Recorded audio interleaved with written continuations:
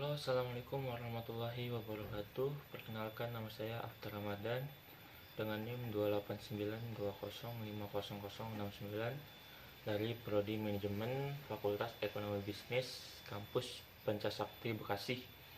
Di sini saya akan mengerjakan tugas pengganti pertemuan di mata kuliah Aspek Hukum dalam Bisnis dengan dosen pengampu Bapak Dermawan, Sarjana Ekonomi, Magister Manajemen.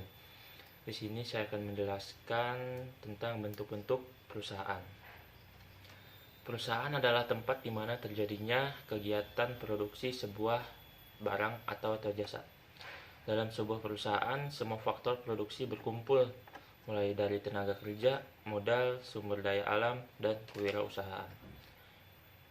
Selanjutnya ada sumber-sumber hukum perusahaan. Yang pertama ada Undang-Undang Nomor 40 Tahun 2007 tentang perseroan terbatas. Yang kedua ada Peraturan Perundangan Nomor 15 Tahun 2009 tentang pajak penghasilan. Yang ketiga ada Undang-Undang Nomor 32 Tahun 2007 tentang perdagangan berjangka komoditi. Yang keempat ada Undang-Undang Nomor 33 dan 34 Tahun 1964 tentang asuransi kecelakaan jasa harja. Yang kelima ada Undang-Undang Nomor 5 Tahun 2007 tentang penanaman modal asing. Yang keenam ada Undang-Undang Nomor 6 Tahun 1968 tentang penanaman modal dalam negeri. Yang ketujuh ada Undang-Undang Nomor 19 Tahun 2003 tentang Badan Usaha Milik Negara. Dan yang kedelapan ada Undang-Undang Nomor 3 Tahun 1982 tentang wajib daftar perusahaan. Yang ke-9 ada Undang-Undang Nomor 19 Tahun 2002 tentang hak cipta.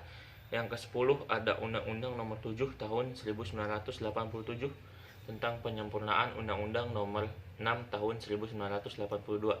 Yang ke-11 ada Undang-Undang Nomor 14 Tahun 2001 tentang paten.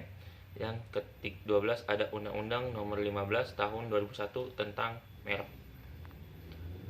Selanjutnya bentuk-bentuk perusahaan. Yang pertama ada perusahaan perorangan, yaitu seluruh modal dari perusahaan jenis ini hanya dimiliki oleh satu orang saja, sehingga tanggung jawabnya pun dibebankan kepada satu orang saja, yaitu pemilik modal selaku pengusaha tunggal.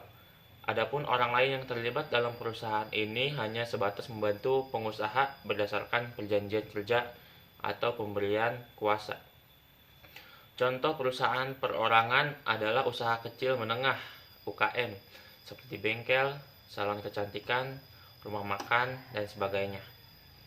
Adapun ciri-ciri perusahaan perseorangan antara lain dimiliki perseorangan, pengelolanya sederhana, modalnya relatif tidak terlalu besar, kelangsungan usahanya tergantung para pemiliknya, nilai penjualannya dan nilai tambah yang diciptakan relatif kecil, melibatkan harta pribadi dan jenisnya terbatas, tenaga kerja terbatas, waktu-waktu dapat dipindah tangankan.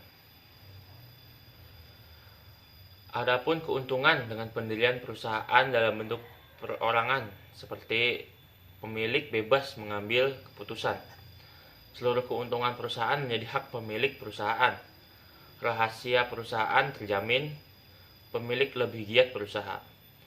Adapun kerugian dengan pendirian perusahaan dalam bentuk perorangan antara lain tanggung jawab pemilik tidak terbatas, sumber keuangan perusahaan terbatas, kelangsungan hidup perusahaan kurang terjamin, seluruh aktivitas manajemen dilakukan sendiri, sehingga pengolahan manajemen menjadi kompleks. Yang kedua ada perseroan terbatas atau PT. PT adalah suatu perusahaan yang memperoleh modalnya dengan mengeluarkan sero-sero atau saham di mana setiap orang dapat memiliki satu atau lebih serta bertanggung jawab sebanyak modal yang diberikan. Perseroan terbatas merupakan badan hukum perusahaan yang paling banyak digunakan dan diminati oleh para pengusaha. Penyebabnya adalah karena badan hukum seperti ini memiliki banyak kelebihan jika dibandingkan dengan badan hukum lainnya. Kelebihannya antara lain luasnya badan usaha yang dimiliki, kebebasan bergerak dalam berbagai bidang usaha, serta tanggung jawab yang dimiliki terbatas hanya kepada modal yang disetorkan. Contoh persoalan terbatas adalah seperti PDAM, Pertamina, di Jarum, Gudang Garam, Indofood Surya Makmur, dan sebagainya. Bentuk perusahaan dalam hukum perseorangan terbatas, yaitu kewajiban terhadap pihak luar terbatas hanya kepada modal yang disetorkannya. Artinya, jika perusahaan menanggung utang, maka kewajiban pemilik hanya terbatas kepada modal yang disetorkan. Oleh karena itu, harta pribadi tidak ikut dijaminkan untuk membayar kewajiban tersebut. Yang kedua, ada kemudahan alih kepemilikan. Artinya, jika seseorang memegang saham perusahaan tersebut, kemudian ingin menjualnya dengan berbagai sebab, maka dengan mudah dapat dipindah tangankan atau dijual ke pihak lain. Yang ketiga, usia PT tidak terbatas. Artinya, perusahaan yang berbentuk perseorangan terbatas memiliki usia yang tidak terbatas. Selama masih mampu untuk beroperasi, walaupun pemilik atau manajemennya meninggal dunia, dapat dilanjutkan oleh pemilik saham lainnya. Yang keempat, ada kemampuan untuk menghimpun dana dalam jumlah yang besar. Artinya, jika perusahaan ingin memperoleh modal dalam jumlah yang besar, maka dengan mudah pihak kreditor untuk mempercayainya. Yang kelima, ada kebebasan untuk melakukan berbagai aktivitas bisnis, baik jenis atau bidang usaha maupun wilayah operasinya lebih luas dan beragam.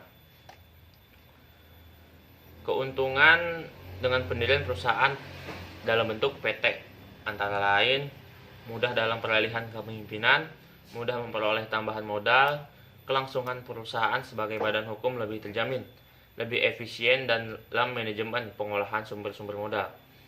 Kekurangan dalam pendirian perusahaan dalam bentuk PT antara lain pajaknya berganda antara pajak penghasilan dan pajak dividen. Pendiriannya memerlukan akta notaris dan izin khusus usaha tertentu. Biaya pembentukan PPT relatif tinggi, terlalu terbuka dalam pelaporan kepada memegang saham. Yang ketiga, bentuk perusahaan ada firma atau FA. Firma atau FA adalah suatu persekutuan antara dua orang atau lebih yang menjalankan badan usaha dengan nama bersama dengan tujuan untuk membagi hasil yang diperoleh dari persekutuan tersebut. Dalam mendirikan firma, memiliki anggota paling sedikit 2 orang. Semua anggota memiliki tanggung jawab terhadap perusahaan dan menyerahkan kekayaan pribadi sesuai yang tercantum dalam akta pendirian firma. Apabila bangkrut, semua anggota harus bertanggung jawab sampai harta milik pribadi ikut dipertanggungkan.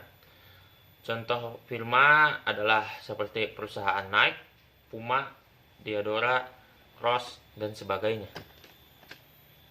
Ciri-ciri firma yang pertama adalah para sekutu aktif di dalam pengelola perusahaan. Yang kedua, tanggung jawab yang tidak terbatas atas segala risiko yang terjadi. Yang ketiga, akan berakhir jika salah satu anggota mengundurkan diri atau meninggal dunia. Yang keempat, anggota firma biasanya sudah saling mengenal sebelumnya dan sudah saling mempercayai. Yang kelima, ada perjanjian suatu firma dapat dia lakukan di hadapan notaris. Yang keenam, dalam kegiatan usaha selalu memakai nama bersama. Yang ketujuh, setiap anggota dapat melakukan perjanjian dengan pihak lain. Yang kedelapan, adanya tanggung jawab atas risiko kerugian yang terbatas. Yang sembilan, apabila terdapat hutang tak terbayar, maka setiap pemilik wajib melunasi dengan harta pribadi. Yang ke-10, setiap anggota firma memiliki hak untuk menjadi pemimpin. Yang ke-11, seorang anggota tidak berhak memasukkan anggota baru tanpa seizin anggota yang lainnya. Yang ke-12, ada keanggotaan firma melekat dan berlaku seumur hidup. Yang ke-12, ada seorang anggota mempunyai hak untuk membubarkan firma. Dan yang terakhir, mudah memperoleh kredit usaha. Keuntungan dengan pendirian perusahaan dalam bentuk firma antara lain, untuk mendirikan firma relatif mudah, tidak memerlukan persyaratan yang berat. Namun jika dibandingkan dengan perusahaan perseorangan, lebih sedikit berat karena dalam firma perlu kesepakatan para pihak yang akan mendirikan firma. Dalam pendirian firma tidak terlalu memerlukan akta formal karena dapat menggunakan akta di bawah tangan. Yang ketiga, lebih mudah memperoleh modal karena pihak perbankan lebih mempercayainya, apalagi jika firma tersebut didirikan dengan akta resmi dan juga tidak terlalu banyak peraturan pemerintah yang mengatur. Yang keempat, lebih mudah berkembang karena dipegang lebih dari satu orang, sehingga lebih terbuka terhadap berbagai pendapat atau kritikan untuk kemajuan usaha. Adapun kerugian jika memilih perusahaan dalam bentuk badan hukum firma, yaitu yang pertama, kerugiannya pemilik firma memiliki tanggung jawab yang tidak terbatas atas utang yang dimilikinya. Yang kedua, apabila salah satu pihak pemilik firma meninggal dunia atau mengundurkan diri, maka akan mengancam kelangsungan hidup perusahaan. Yang ketiga, kesulitan dalam peralihan kepemimpinan karena berbagai kepentingan para pihak yang terlibat dan juga sering terjadi konflik kepentingan sehingga dapat mengancam kemajuan usahanya.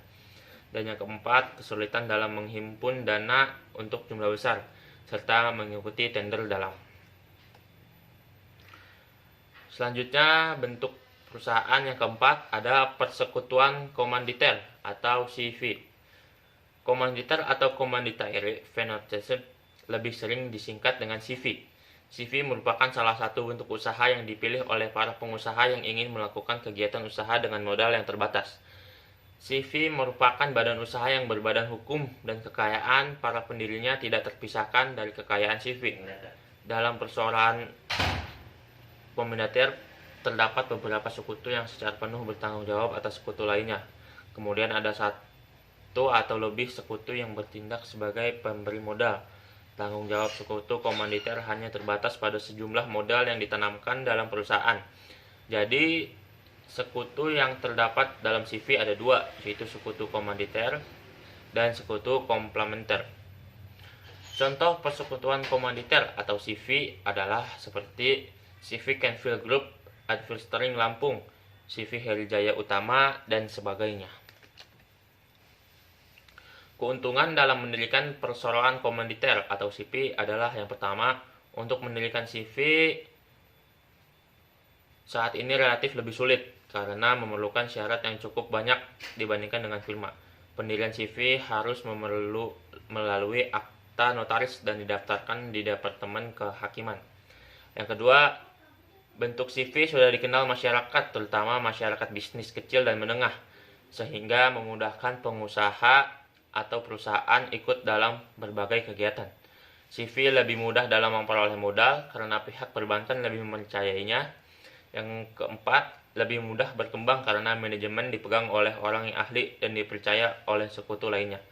Yang keenam, CV lebih fleksibel karena tanggung jawab terbatas hanya kepada sekutu komanditer, sedangkan yang mengurus perusahaan dan mempunyai tanggung jawab tidak terbatas hanya sekutu komplementer. Yang terakhir, pengenaan pajak hanya satu kali, yaitu pada badan usaha saja. Pembagian keuntungan atau laba yang diberikan kepada sekutu komanditer tidak lagi dikarenakan pajak penghasilan. Adapun kerugian jika memilih perusahaan dalam bentuk CV, antara lain, tanggung jawab akan menjadi tanggung jawab pribadi apabila sekutu komanditer menjadi sekutu aktif. Status hukum badan usaha CV jarang dipilih oleh pemilik modal atau beberapa proyek besar. Bentuk perusahaan yang kelima ada koperasi. Adalah perkumpulan orang-orang, yaitu organisasi ekonomi rakyat yang berwatak sosial yang beranggotakan orang-orang atau badan-badan hukum yang merupakan tata susunan ekonomi rakyat sebagai usaha atas asas kekeluargaan. Menurut Undang-Undang Nomor 25 Tahun 1995, koperasi adalah badan usaha yang beranggotakan orang-orang atau badan hukum koperasi dengan melandaskan kegiatan berdasarkan prinsip koperasi sekaligus sebagai gerakan ekonomi rakyat berdasarkan asas kekeluargaan. Tujuan koperasi adalah untuk memajukan kesejahteraan para anggota pada khususnya dan masyarakat pada umumnya. Kemudian koperasi juga ikut membangun tatanan perekonomian nasional dalam rangka mewujudkan masyarakat yang maju, adil, dan makmur berlandaskan Pancasila dan Undang-Undang Dasar 1945. Contoh koperasi adalah seperti koperasi simpan pinjam unit desa, koperasi serba usaha, koperasi pasar, koperasi kredit, dan sebagainya. Peran koperasi di dalam masyarakat dan pemerintah sesuai Undang-Undang Koperasi yaitu yang pertama, membangun dan mengembangkan potensi dan kemampuan ekonomi anggota pada khususnya dan masyarakat pada umumnya untuk meningkatkan kesejahteraan ekonomi dan sosial. Yang kedua, berperan serta secara aktif dalam upaya mempertinggi kualitas kehidupan manusia dan masyarakat. Yang ketiga, memperkukuh perekonomian rakyat sebagai dasar kekuatan dan ketahanan perekonomian nasional dengan koperasi sebagai sakaguru. Yang keempat, berusaha untuk mewujudkan dan mengembangkan perekonomian nasional yang merupakan usaha bersama berdasarkan atas asas kekeluargaan dan demokrasi ekonomi.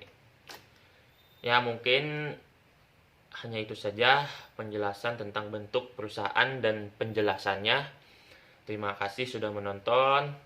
Jangan lupa like and subscribe-nya. Jangan lupa juga follow Instagram saya di @afterramadan. Saya akhiri, wabillahi taufiq wal hidayah. Wassalamualaikum warahmatullahi wabarakatuh.